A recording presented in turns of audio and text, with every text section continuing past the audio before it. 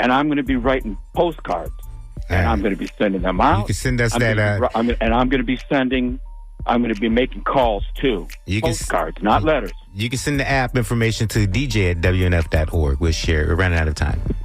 Okay, thank you very much. Thanks, Rick. And Appreciate it was it. nice talking to you. I'll be calling back. All right, man. Thank you, Rick. Hey, listen, we want to thank everybody. Hang tight. We'll be right back. If you're on the line right now, please bear with us. It's now 9 a.m.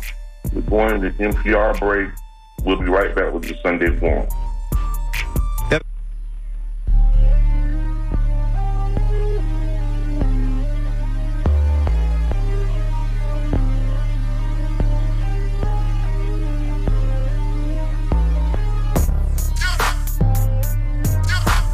The Sunday Forum, WMNF Tampa.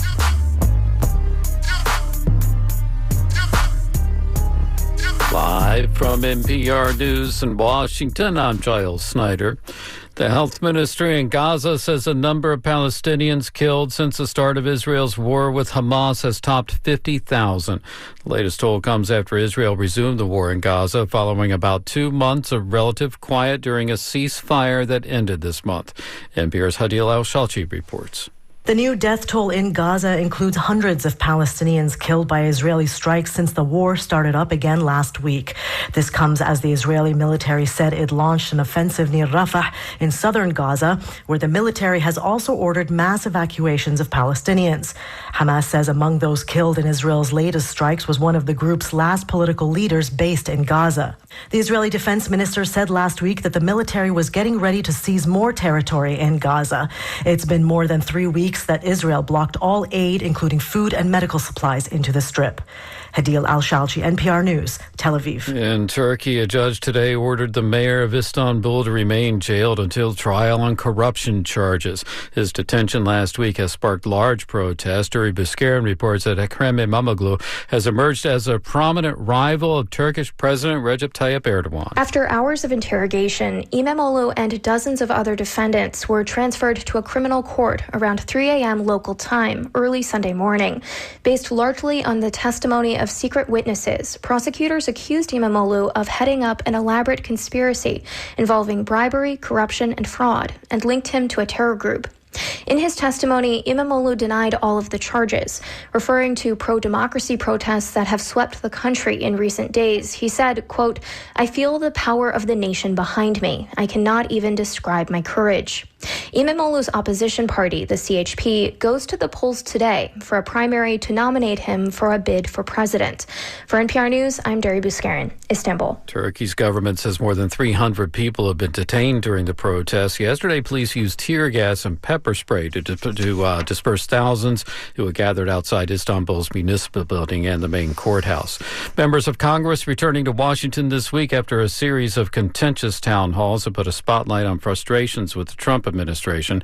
NPR's Deepa Shivaram says Congress has a busy week ahead of it, including a confirmation hearing for President Trump's choice to lead the Social Security Administration, which has been at the center of constituent concern. This is a program that's been around since the 1930s that supports millions of retired people, disabled people, and making any changes to it is politically risky. Democrats have been responding to the comments from Secretary Lutnick. They've also been quick to center any comments on Social Security from Elon Musk, for example, who has made comments inflating how much fraud takes place with Social Security benefits and who recently called the benefit a Ponzi scheme. This is NPR. Pope Francis is back at the Vatican after spending the past 5 weeks in a hospital in Rome. He was released today after appearing for the first time in public on a hospital balcony overlooking a crowd who gathered to wish him well. Doctors say he will require at least 2 more months to fully recover from a life-threatening case of pneumonia. Police in Las Cruces, New Mexico, have 2 suspects in custody linked to Friday night's mass shooting. 3 people were killed, at least 15 others injured. Both suspects are charged with murder. Authorities say the shooting happened during an unsanctioned car show at a public park when an altercation between two groups escalated. In the NCAA men's and women's basketball tournaments, the number 1 seeds advanced to the next round. But as Greg Eklund reports from Wichita, one of the men's top seeds looked shaky down the stretch. Number 8 seed Gonzaga pushed the University of Houston to the brink of an upset before the number 1 seeded Cougars held on in the final seconds to win 81-76. It snapped Gonzaga's streak of reaching the Sweet 16 for 9 straight seasons. As Bulldogs coach Mark Few knew his team had its hands full. We just got one possession short there at the end, but I'm telling you, man, Houston, experience them live and in person. I mean, they are something. The Houston Cougars are in the Sweet 16 for the 6th straight time. Number 2 seed St. John's University became the highest seed in either tournament to fall, as number 10 Arkansas busted the men's bracket with a 75-66 upset win. For NPR News, I'm Greg Eklund in Wichita. And I'm Giles Snyder in Washington. Support for NPR comes from NPR stations. Other contributors include the Walton Family Foundation, working to create access to opportunity for people and communities by tackling tough social and environmental problems. More information is at waltonfamilyfoundation.org. You're listening to WMNF Tampa, Music and News. Hi, I'm Amy Goodman, host of Democracy Now!, 9 a.m. weekday mornings right here at 88.5 FM. You'll hear the same fearless investigative reporting on topics too hot for the mainstream media. Tune in to Democracy Now! 9 a.m. weekdays right after the morning show. That's right here on WMNF, Tampa, St. Petersburg, Sarasota, Lakeland, Clearwater, Winter Haven, and Venice. Did you hear about the doubleheader coming to WMNF? No, it's not a Rays baseball game. Instead, Living Mirror is welcoming 2 special guests for a Women's Month celebration on Saturday, March 29th in the live music studio. Demonstrating leadership in education are Cindy Casterlin from Sweetwater Organic Farm and Nancy Bird from New World Brewery. You'll hear their stories as well as others and watch as Living Mirror plays them back with improv techniques. That's March 29th at 2 p.m. You can go to WMNF.org to reserve your seats.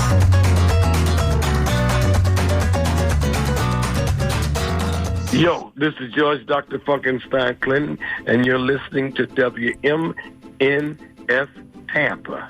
They do the dog, y'all. You're tuned to the Sunday Forum here on your non-commercial radio station with Walter L. Smith II and co-host Annie Files. Miss Annie. All right, we're back. You're on the Sunday Forum. Before I continue today, I want to give a shout out to the family of Brother Ron Cherry. Brother Ron Cherry, who passed away a couple weeks ago. Brother Ron Cherry is a member of Omega Psi Phi Fraternity Incorporated, and he was a brother, he was a friend, and he passed away recently.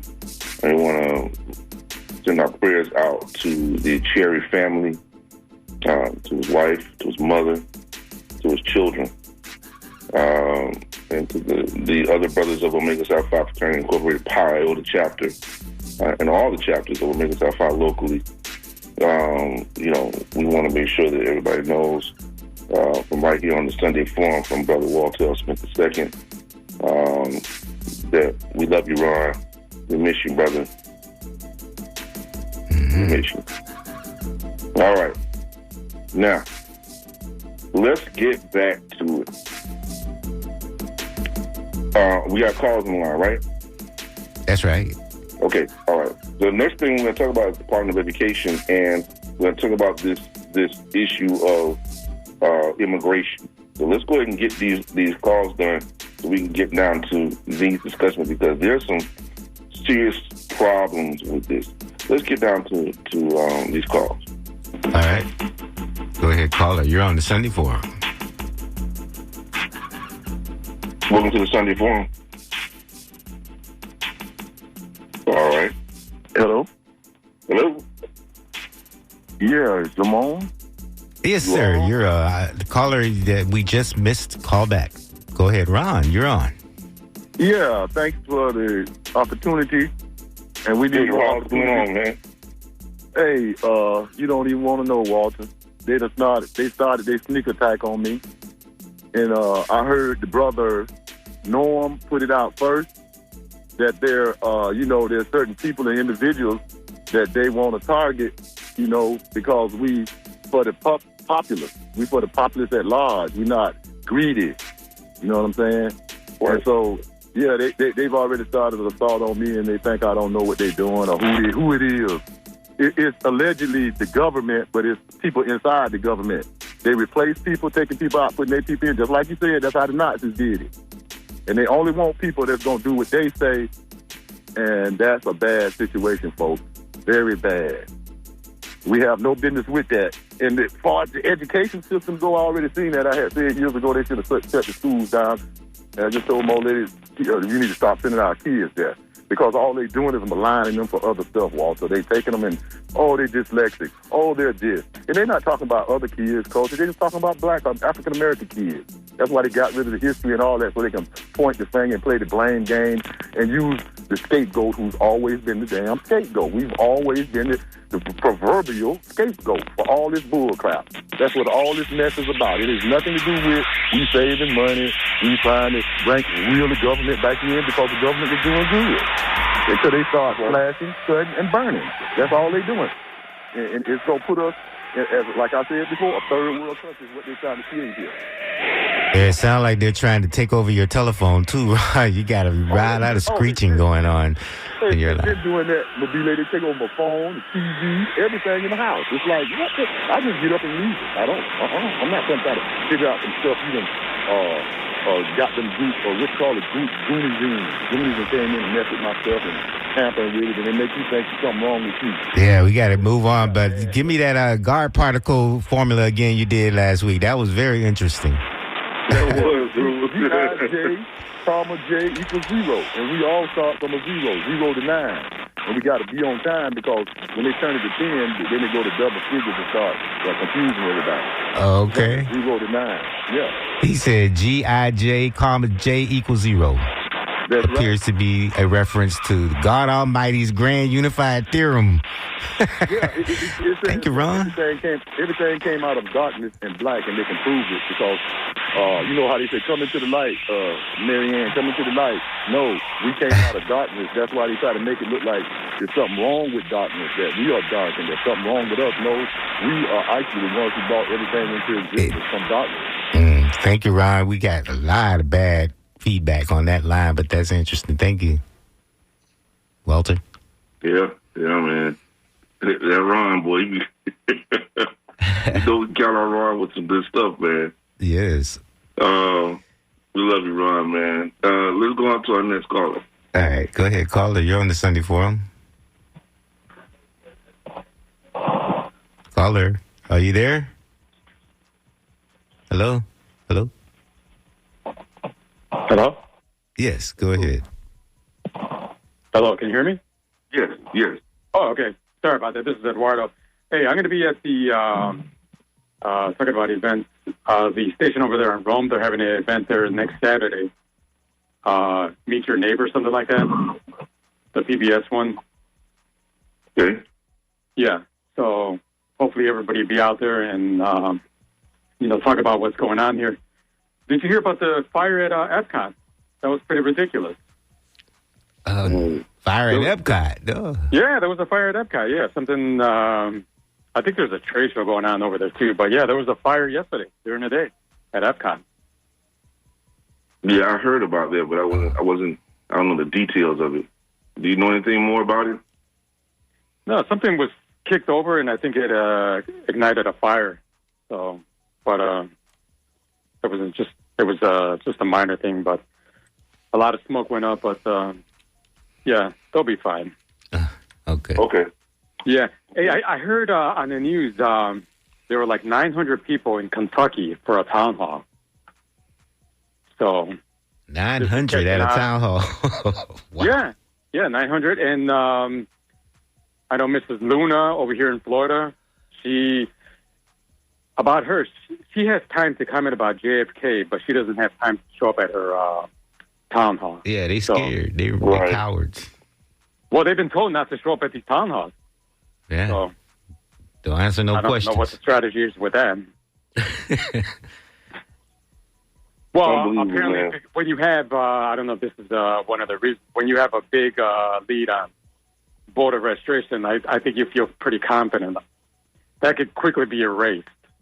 I don't certainly could put too much. I don't care if it's 2 million or 5 million. Yeah, that's right. That's right. Yeah, there's a lot to that. There's a lot to that, man. We'll talk about that at another time. But there's a lot to that, man. I'm glad to see. You guys got a lot of calls, so we'll talk another time. Thank you very much. Hey, man, thank you for calling. Let us know. All right. I'm glad to see that Democrats are getting out there. Bernie Sanders is back out there. Him and Alexandria Ocasio-Cortez got on the stage together, man, and they called this fighting oligarchy rallies. I love it. I saw that. I loved it too. Yep, I loved it too. That is beautiful, man. I'm so glad. I'm so glad that's happening, man. We got to do something, man. The Democratic Party just is not getting it done. They got to stop being so passive. They got to get out there and fight. They're not confrontational enough. Yeah. But you also have to have a plan. You have to be, you have to have some kind of consensus if you're gonna, win. Because, no matter what, the Conservative Party right now is aligned themselves behind fascism and, the MAGA party. That's the new party. And so they're not scared of putting their ideas out there, no matter how cruel they are. It seems like the more cruel they are, the more excited they are, motivated they are to put the ideas out there and demand that everybody bow down to it. So you need to be more confrontational, but not just for confrontation's sake. These are problems. They're problems that still need to be solved. Mm-hmm. Oh yeah, definitely. Anyway, let's keep it moving. Let's keep it moving. Let's get to these calls. We want to make sure we get to everybody, and then we can move on to these other issues because we got a lot to talk about. All right, go ahead, caller. You're on the air. Good morning, caller. You're on the air. What's going on, Brother African? What's going on, Brother African? Hey, man, y'all need to put this thing together, because if y'all gonna have a little static signal that lets you know that it's your turn, cause I don't know when it's my turn. It's all of a sudden, cause I think I hung up about 3 times, and y'all hung up on me 3 times. I ain't know it was me, but I think some of our other callers might also be having that struggle. But, I don't know how to do it, beep or that little static thing used to help. But anyway, I really appreciate the discussion. I called last week and wanted to say something. So I'm going to start with that kind of thing, but I'm going to rush right to today. And it's pertinent. What I wanted to say last week is pertinent to what I want to say today as well. Last week, my Billy said, a lot of things that were important, but one of the things he said that really stuck out to me was that these days it seems like we're in a situation where we don't know where to turn. And call us back. Call us right back. I'm gonna go ahead and keep this line closed, but call us right back. We're getting a lot of feedback. Okay. All right. Wait. He's gonna call right back. Okay. And so I'm gonna hold this line. Let's see if we can get this line to work now. Caller, are you there? Life? Yeah. All right. Good. Better. Much better. Much better? Okay. All right, good. Thank you so much. Yeah, so what I was saying is, y'all, that little static thing that used to be a sign that, we the caller that's on on the phone was helpful. I don't know what y'all sophisticated station can do to make sure that we know that we're the caller in queue who's up now. But anyway, last week, Mabili said something, and said a lot of good stuff. But one of the things that stuck out to me was, he was like, we're in a situation these days where, a lot of people don't know who to turn to. And I would say we got to turn to ourselves. There's this thing, this adage that, it takes a village to raise a child. And most times people just think about the village's responsibility to the child and the child's success based on the village's, doing that work. But, everybody seems to presuppose that the village exists. The first thing we need to do is get the damn village, and we don't have that. And so we got to turn to ourselves. I would say, in addition to that, there's an airway proverb I recently read that says, your enemy will never give you a beautiful haircut, so don't go to them for one. And in my view, we have to turn to ourselves. Walt just said not too long ago that it is when their problems, somebody outside of our community, I would imagine, our village, I imagine, when their problems become our problems, then they do something about it.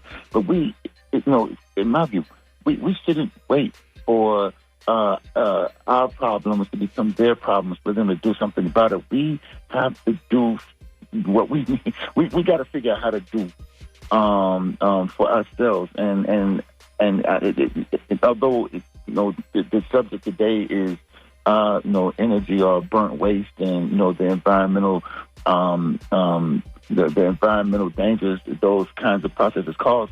The thing I think that is most important for us to keep in front is that it is incumbent on us. I hear Miss Annie always talk about holding people accountable. We got to hold ourselves accountable. We have to do for ourselves. I'm not looking for nobody to solve no problem I got. My brother African, brother Walt can tell you that when, a lot of times he call me, ask me how I'm doing. I tell him, I ain't got no complaints and no problems I can't solve. And that don't mean I'm waiting on Jane Bull, Connor Castor, and this person who's talk a long time who dug up Reagan and all these other. I'm not protesting. We don't need anybody else to solve our problems. We have it within ourselves to solve every problem we got. I've seen it with my own eyes. If we need a water vessel, we know how to make clay pots. If we need clothes, we know how to skin animals and make those furs work for us. If we need shelter, we know how to dig timber, make canvas. Africans, and on the continent, we have most of those resources as well.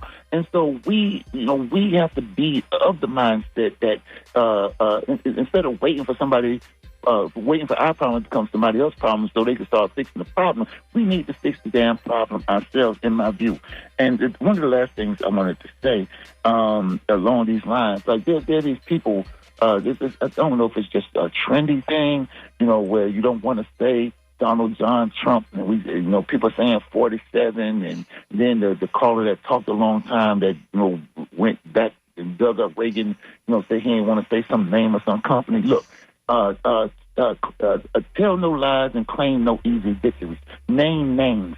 We are in war. We have to know who the enemies are. The lines have to be clear. We need to know who's on what side and all this.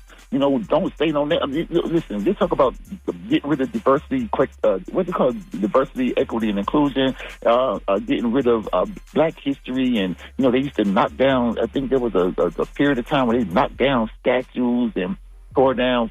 No, we put the names up so we know who the enemy is. So you know who not to go to. So you know who giving out bad haircuts. You got to name names, comrade. Name names. Don't try to obscure history by calling them anonymous 47 or 47 plus 2 or whatever the hell.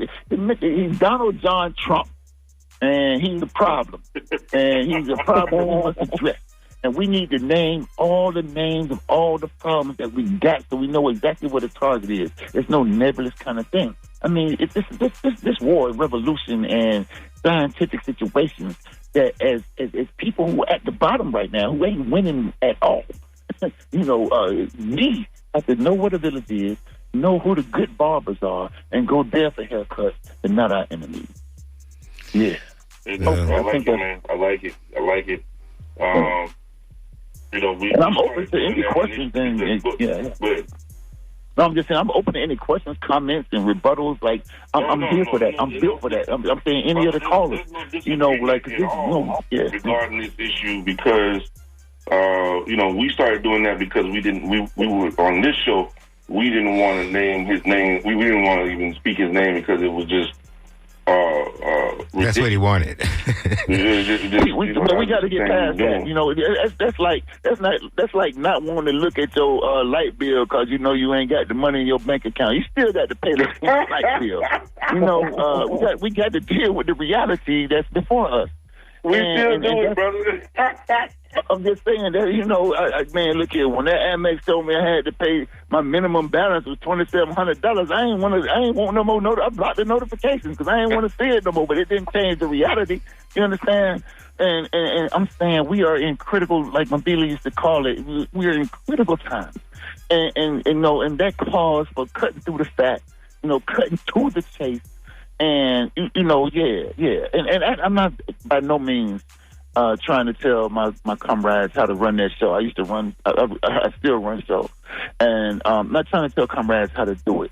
At the same time, though, I'm offering some suggestions as a comrade, because there are people who need your the leadership that comes from your show. And they might not be as astute in the depth at picking up the subtleties that emerge in the conversations that we have here. And so sometimes we just have to, like Malcolm said, make it plain.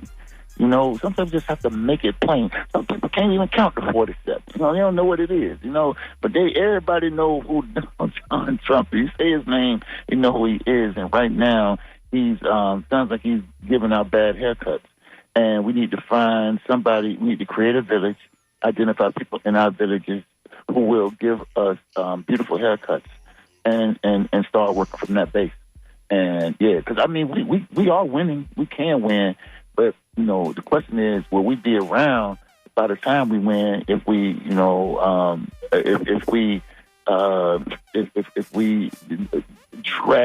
protract the process with trying to be nice. Just call it what it is. Tell no lies, claim no easy. Tell no lies, claim no easy victories. Let's call them what it is. Let's call it what it is. If we're gonna hold anybody accountable, let's hold ourselves accountable. We can really have a 2-hour conversation. And Walt, when you get me on the show, I'll demonstrate it. We can have a 2-hour conversation without talking about anybody outside our village. We can just talk about us and what it is we need to do in order to get where we want to go. Next year, 5 years now. I agree with you, Life, but we do have to acknowledge the accountability. It comes with us doing that together collectively. And that's the part we're speaking of when we say they're afraid to come forward. We really do need to go back to the marching and everything, because this man is literally taking over that. He's not listening to the courts or anything. And unless we stand up and have our voice heard, he's going to be allowed to continue to do the things that he's doing. So I agree with everything that you're saying, but it's individual accountability and collective accountability. We all got to get out there together to make a change. Yeah, Miss Annie, what I'm saying is that this guy, Donald John Trump, is not going to determine whether I have lights, water, food, whether my children are successful, whether I'm dead or alive. I don't leave it up to him. I don't leave it up to Congress. I don't leave it up to Senate. I don't leave it up to the mayor. I don't leave it up to City Council, County Commission. No, I'm in control. I agree with you. I have that same mindset. But see, we have the ability to take care of ourselves, and we don't have to depend on him. Let me finish. But we fight for those that don't have that ability. Please, let me finish. I think it would behoove all of us to have that mentality that we are in control, that we are in control of our destinies, not somebody who is going to give us a haircut that ain't beautiful. That's my point. I don't care what they're doing. Because we have it within ourselves to do what we need to do for ourselves. And I promise you, I know it's true. We can take a trip to several places around the world, and I can show you it's real. We can do for ourselves without entertaining the whims and wishes of people who only want to make us not look beautiful. That's a scary position. And again, I know that I'm not going to change the minds of people, some of the minds of the people who run the show, but maybe there are sisters, brothers, comrades who are listening who might pick up on what I'm putting down. So I appreciate it, coming. We picking up what you're putting down. Thank you. Hey, we appreciate you, brother. We appreciate you. All right, brother. All right, Uhuru, brother. Yep. There's a long history of doing for self, so I'm sure that's not a conversation lost on people, on our people for certain. Sure it's not. That's for sure. Next call. Go ahead, caller. You're on the Sunday Forum. Hello? Yeah. Hello. Welcome to the Sunday Forum. How you doing? How you doing? All right. How are you? Oh, I'm doing fine. I'm doing fine. Yes. This is Simon Jr. here today, this morning, and I'm just happy to tell us your real name. We need to know who you are. Don't invoke somebody else. That guy's name, especially. I'm AKA Norm. I'll just put it down. Okay. I'll be thinking here, but I whatever. But anyways, when you look at you go back to the founding of the development of the Constitution of the United States and what the founders put in as, let's say, its ingredients, okay, what models they used, all right?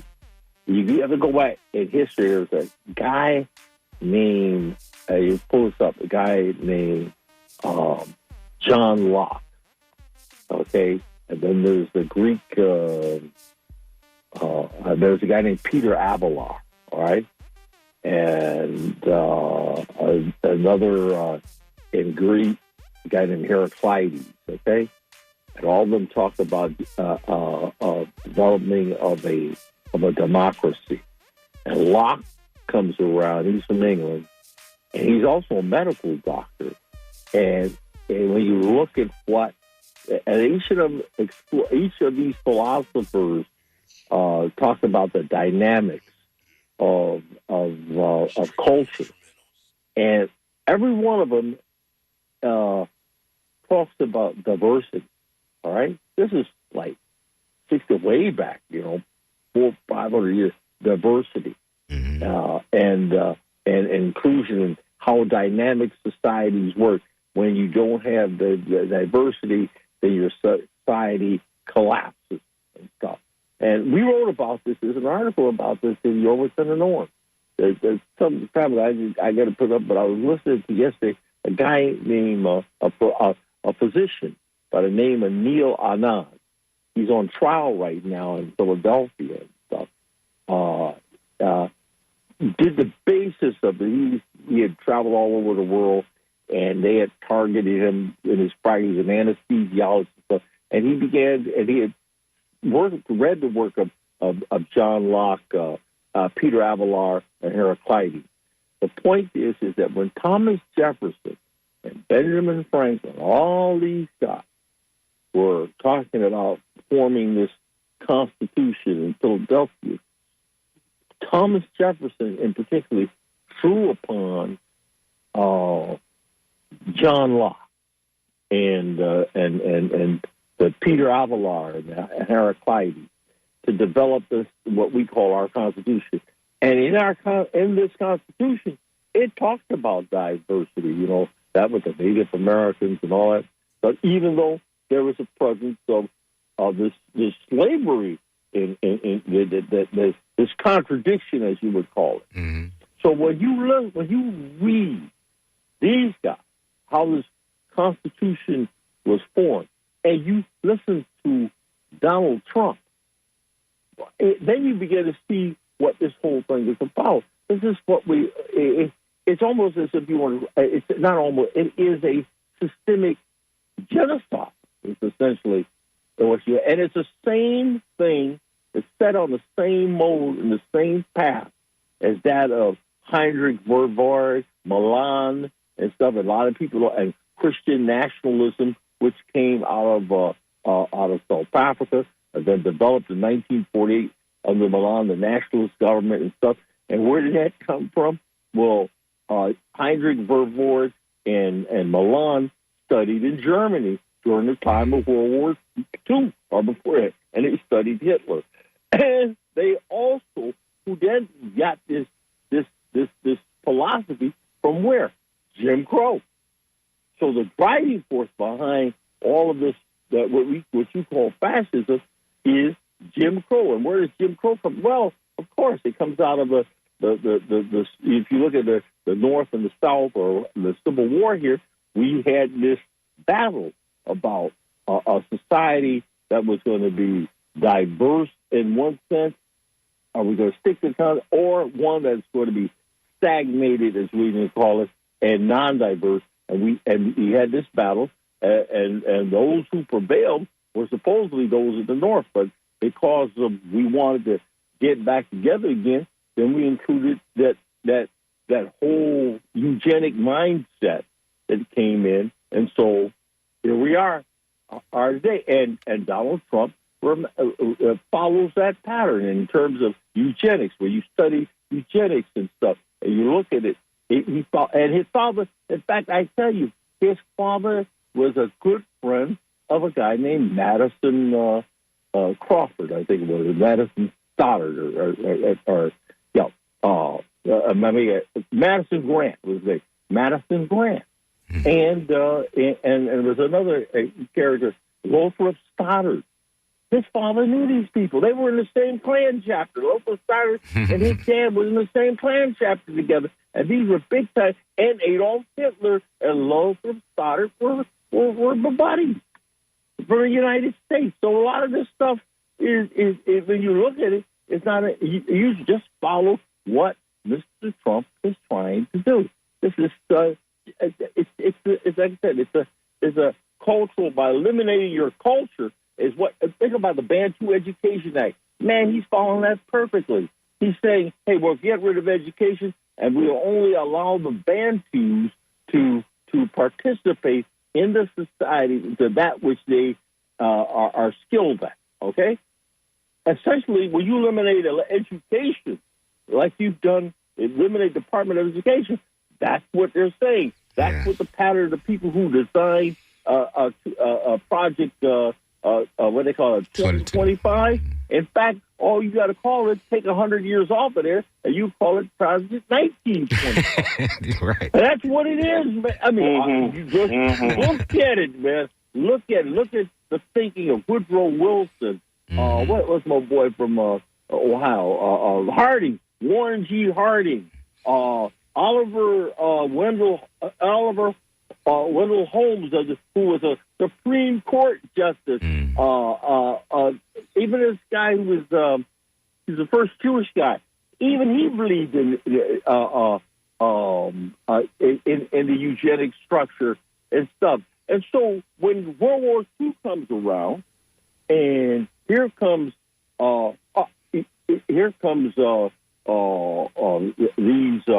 these Nazis, and they're talking about Lebensraum and going into Germany. I mean, we do nothing. The United States did nothing about it. What happens is the Japanese attack the United States, and the Germans declare war on the United States. Up until then, hey, well, right.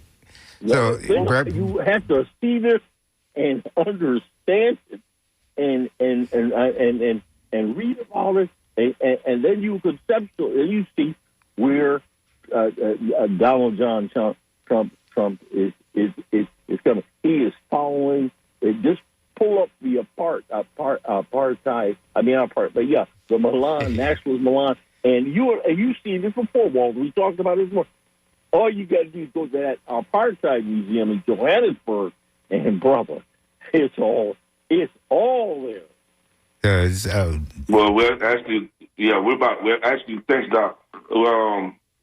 Folks, everybody go check out youarewithinthenorms.com. And let me tell you something. We are going to go into discussion about the dismantling of the Department of Education very quickly, and then we're going to talk about this these Afrikaners that are being 60-some thousand Afrikaners that are being given refugee status, apparently by Donald J. Trump's administration, supported by Elon Musk and by two other actual Afrikaner millionaires that are supporting this whole thing. So let's talk about this dismantling of the Department of Education. We have some more callers. Yeah. Okay. You're talking about white power. That's what the last caller was talking about. That's what Donald Trump represents, white power. Go ahead, caller. You're on the Sunday Forum.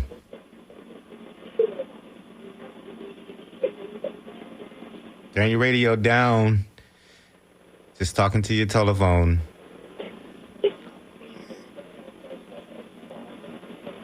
All right, Walter, I guess they're catching up. Okay, all right. Any of those? We're here. Okay. Yeah. So we have this dismantling of the Department of Education that Donald Trump is trying to get done. And, of course, you can't just do that without congressional support. But he feels like he can. And he thinks that his executive orders are okay. That's the only thing that's necessary in order to get these things done. Now, while it might put a wrench in some things, it does not mean the end of the Department of Education. Let me just put that particular part to rest. However, we have to concern ourselves with congressional forces and see where they stand. And so it brings back the discussion or the question that I asked earlier: who has a backbone? What's the spinal cord? Right?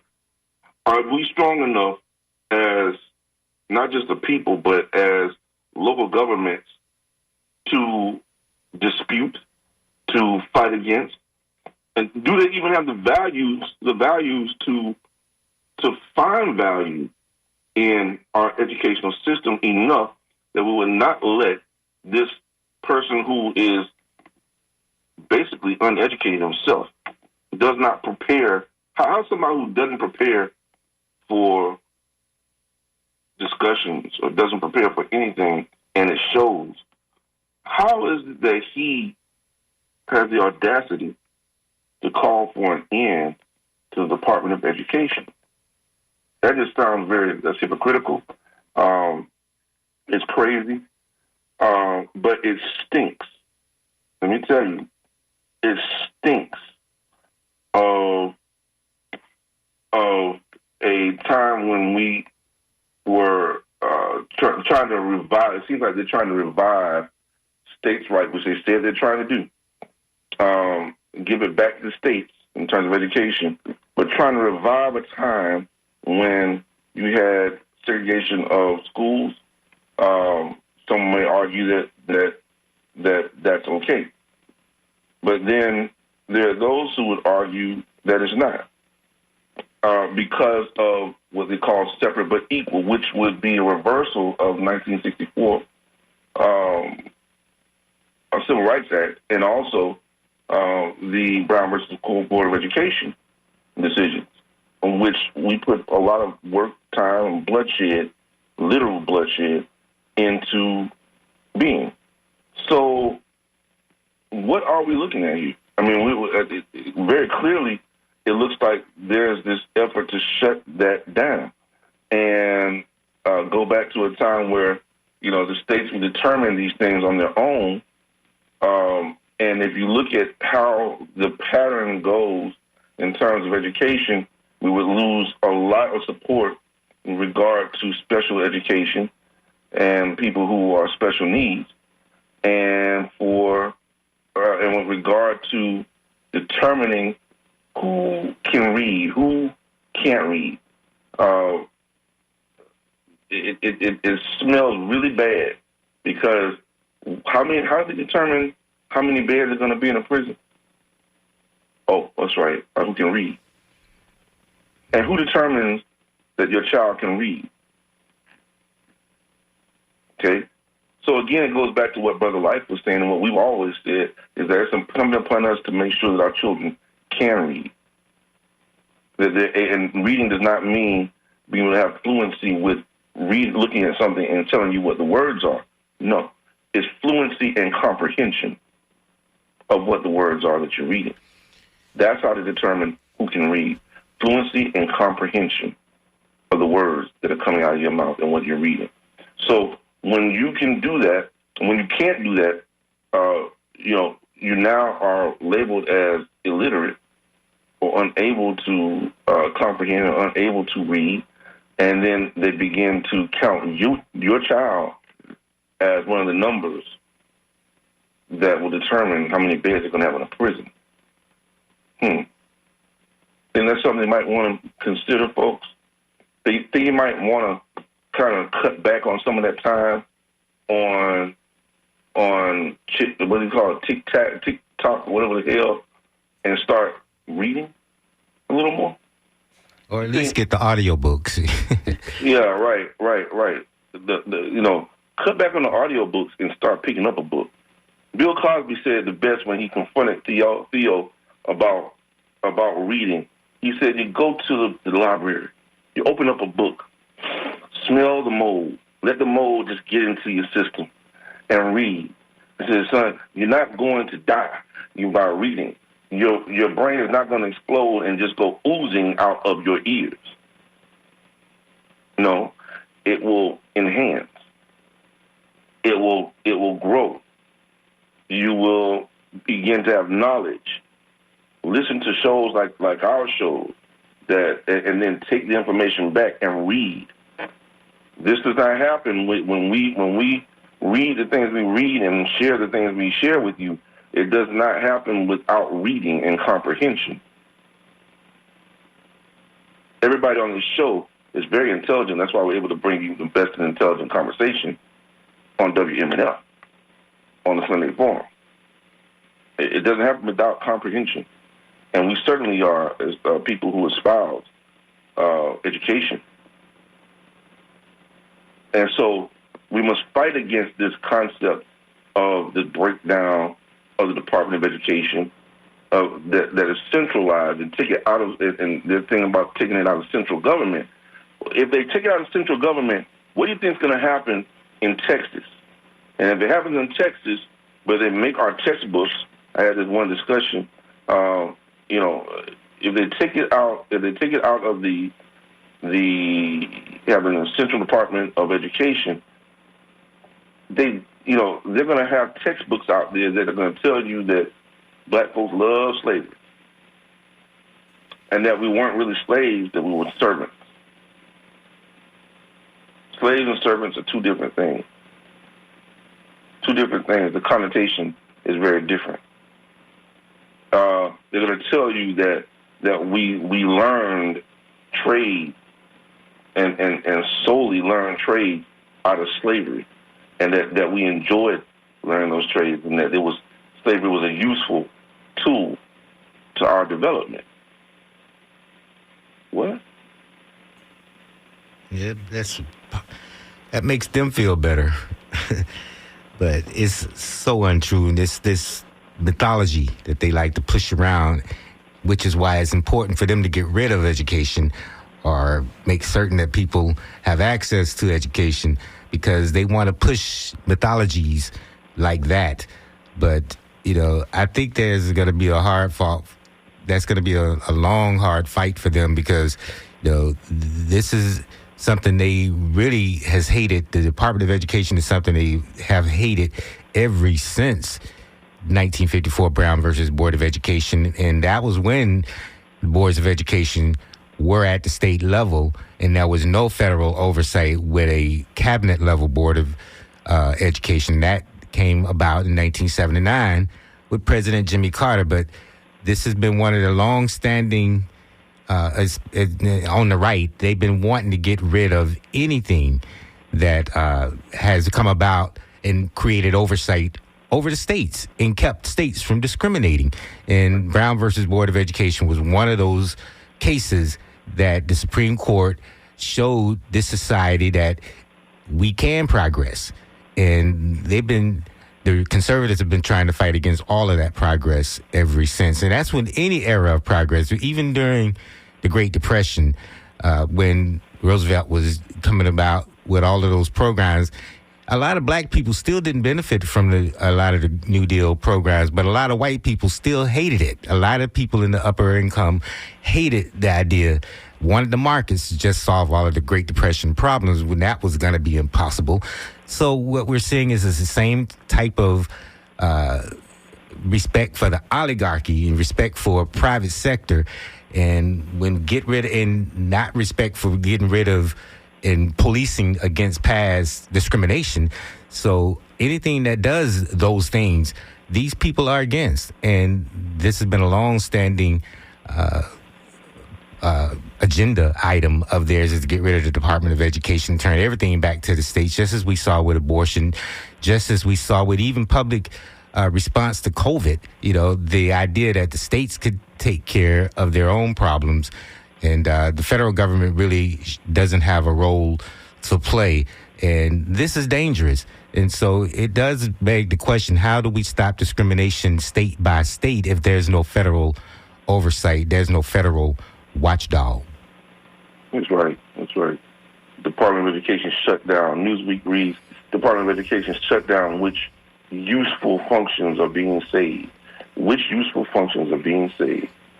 That's, unbelievable. Why it matters. Despite Trump's commitment to preserving useful programs, the move has already been met with criticism from lawmakers as well as unions representing parents and teachers who have argued the department plays a crucial role in maintaining quality within the school system and promoting equal access to education. You can't just depend on the state by itself to get it right. And it has to be that something is going to be uniform around the United States. That is true. All human rights are protected in the United States, not just state by state.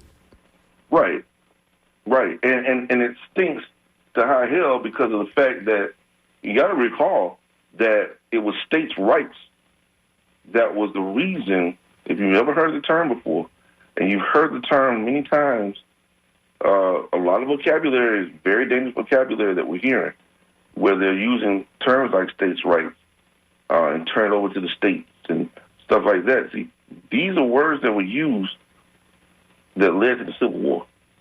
Mm-hmm. Exactly. And that's exactly what he's doing right now. He's constantly saying words like that. Yeah. And folks, this is very dangerous.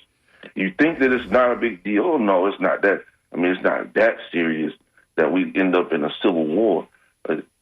We did it before. And a lot of those issues are unresolved. Right. We didn't think that we'd ever have a disease or illness that would hit our shores and wipe out our numbers the way that it did. It did. We didn't think anybody would invade our country the way they did. They did. And we don't think, for whatever reason, that we would have the type of backlashes that we've had with protests that would be necessary, and that led to a global reaction, right? Because of the killing of George Floyd and other killings that took place. But it did happen. And so what makes you think that it just can't happen to us? You're wrong. If you think that it can't happen to us, you're wrong. And you're foolish to think. Anybody would be foolish to think that this is not something that cannot happen and will not happen. You are mistaken, sorely mistaken, if you think that this is the case. You look at the next subject that we're going to cover, which is the issue of immigration. How dare they think that it's okay to put sanctions on South African government for land distribution, and then give refugee status to white South Africans, Afrikaners, to come to the United States seeking refuge from what? Right, they have to make up a mythology of violence against white South Africans in order to give them asylum in the United States. Yes. Any violence that's taken place in South Africa regarding that issue has been something that is isolated. It was an isolated incident. These aren't incidents that happen on some massive scale where people are just going off on the countryside, raping, pillaging, plundering, and taking land. Which is how they took the land. Come on, man. They did that to the Africans. Yeah. They did that to the Africans. I mean, listen, I was there during the beginning of the Truth and Reconciliation Commission. There's a lot of stories there, a lot of stories. Mm-hmm. So when you talk about taking land, just the creation of Soweto alone, or the Southwest Township, Alexandria, and Barnabastai, these are all different, very dangerous places, truthfully, that became shanties where Africans were taking from the rights of Africans were taken legislatively. And people were put onto these townships that were actually reservations as late as the 1940s. And so they created it so you have one way in and one way out. So that's not taking land, and that's not illegal. They're the ones that if of course that wasn't going to happen back then, but they're the ones that would have needed asylum, if anything. But there's no need for asylum. Why? Because that's their country. That's their land. They were born and raised there. They died there. Where was, the Europeans were the invaders. Mm-hmm. They were the invaders. And they don't feel like they're invaders anymore because they are now generations of being there. But they feel like they can have hundreds of thousands of acres, take that away from people, put them to work on there, and excuses what they're doing or what they've done. No, there's going to be a reckoning, and the reckoning is taking place now. And just suck up, like my man said one time. Just take your talking to. Shut up and take your talking to. This thing, but you can take Haitians. You can raise their protections and send them back to the chaos that they have to deal with in Haiti that we're causing. Yeah, actual violence. Right. And we're causing by our guns being used in Haiti. Come on. You're talking about Mexico, sending people back to rural areas in Mexico where, daggum well, people are going to end up being killed. El Salvador, what's going to happen to these people. Right. And then on top of that, you have this other contradiction where people who are protesting Elon Musk and burning those ugly Cybertrucks, are being called domestic terrorists by this Attorney General, Pam Bondi. And yet, January 6th, people are pardoned and called patriots and mass shooters. We had a mass shooting in New Mexico this weekend. 15 people hurt, 3 people killed. Not one time did I hear anybody from the right call that shooter or any mass shooter a domestic terrorist. So it's this mythology, this racist mythology that is gaining traction again among this what I call a white minority inside the United States, because I'm certain a lot of white people are not on board with this, what we're seeing happening in the United States right now. And it's all full of contradictions. And there are people writing us. You can write us, DJ at WNF.org. We're out of time almost. Yeah, we are. Do you have any calls at all? No. No. Okay, listen. We expect to hear from people, right? Like Billy said, please send your emails. Let us hear from you. We did get one email.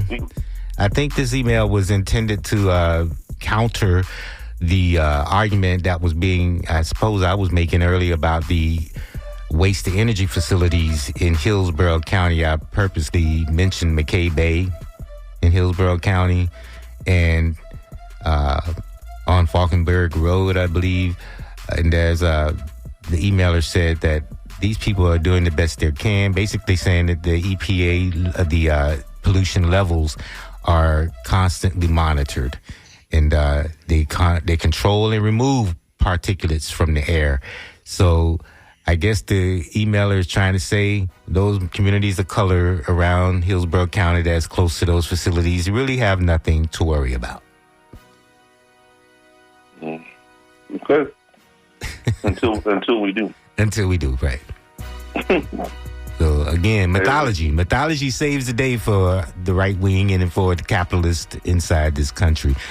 But, people are waking up. I also want to share the story about the Tuskegee Airmen who's responding to all of the removal from the websites that give a shout out to Tuskegee Airmen and to other black people who've served in the military who were removed from the websites. So our Native American brothers and sisters, Navajo wind talkers.